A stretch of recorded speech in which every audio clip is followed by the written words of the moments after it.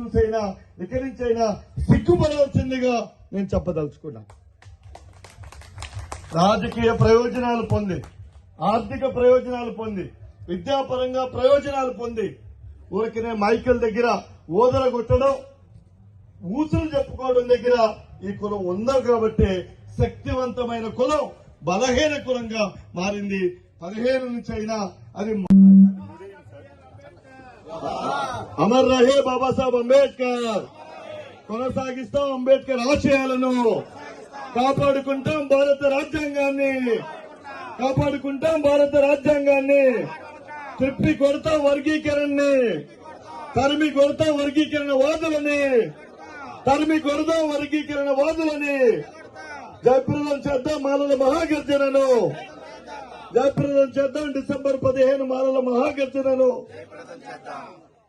జై మాల, జై మాల, జై మాల.